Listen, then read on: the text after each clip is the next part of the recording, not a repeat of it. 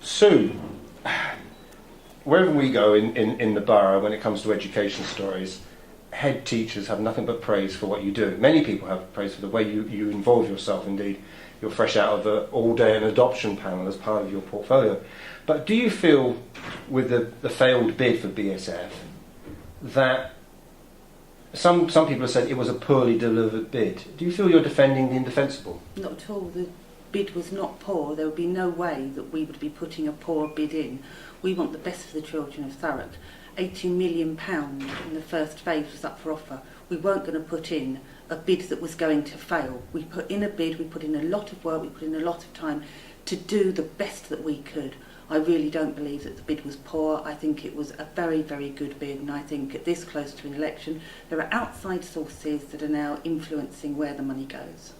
What's that mean, outside sources? Well, gossip has it, if you like to listen to gossip, that this time ministers were involved in where the money was going to go, and unfortunately ministers weren't supporting Thurrock. So, but it is just gossip, and whether or not you believe it or not, I think this close to an election there were going to be external pressures. So where do you go from here? From last night's cabinet, I understand you're going to have been advised to put another bid in. What we're doing, it's just we've only just heard that we've not been successful, so we are looking at everything.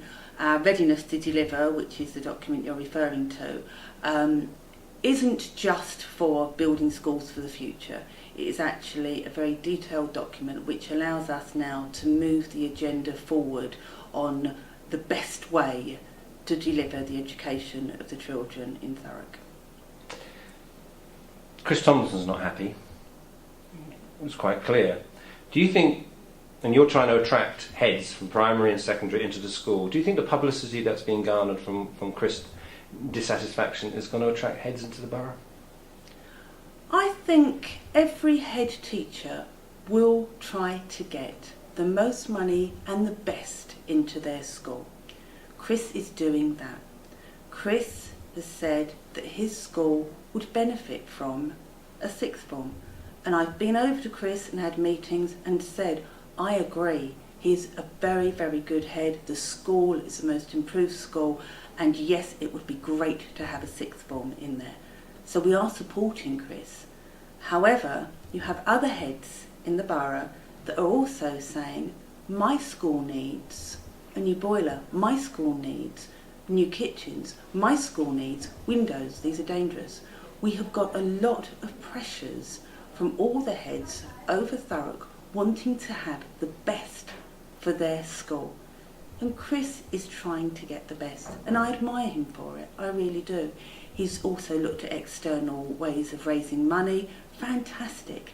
If Thurrock Council had £3 million to invest in one project, then Chris knows that he would get that sixth form, because I think it is a fantastic idea. If we came upon a situation in 5, 10, 15 years' time that every single senior school was some form of academy or quasi-academy, would that be something you'd see with satisfaction or a sense of failure of the local authority? No, I don't want all academies across Thurrock. In my personal opinion, it would then become a monopoly. It wouldn't be healthy competition, and I think healthy competition between schools is great. Again, another document last night looked at how you're going to improve the performance of schools in certain key areas, in all areas, but for example, Key Stage 2. Is it an insolvable problem that you simply can't attract head teachers to the primary schools in Thurrock? No, it's not insolvable at all. That's why the paper went to Cabinet, because it is solvable. We've done a lot of work over the last 6-9 months to make sure that we know how to solve the problem. We've looked at ways of doing it. We've looked at outsourcing our school improvement. We've looked at joining partnerships with other authorities. But because the government's changing the way that the school improvement works, and it's actually taking the money away from the local authority and giving it to schools, we are in a situation whereby we can't wait until next year for that to happen. We need to deliver it now. We need to deliver school improvement now. So it's not insolvable. Last night at Cabinet it was agreed that now we are moving forward. We've got a new head of school improvement that's going to be appointed. We've got a mentoring programme. We've got some very fresh new head teachers in Thurrock. And we need now to make sure that they are given the guidance, the mentor, to become really good and then to keep them in Thurrock. If you look at the Ofsted reports for primaries, over the last 18 months, I think there's just been 2 schools that have got a 2. I think Stifford Primary under Mark Jones and Warren Primary. But is Ofsted, I mean, looking at all those schools that are getting 3s, is Ofsted a perfect system? Ofsted has changed as well in the last 6-9 months, whereby what a school, the criteria has changed so that when a school was excellent, if you judge it under the criteria of the new, it now becomes sort of satisfactory. But none of my schools do I want to be satisfactory. I want them to be at least good, because I'm sorry, if someone says to me, oh, it's satisfactory, that's not good. That's not having ambition. So is Ofsted an ideal? I don't know.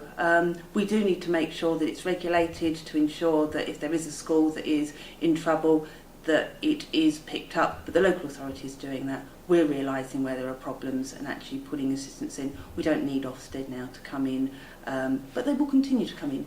It's government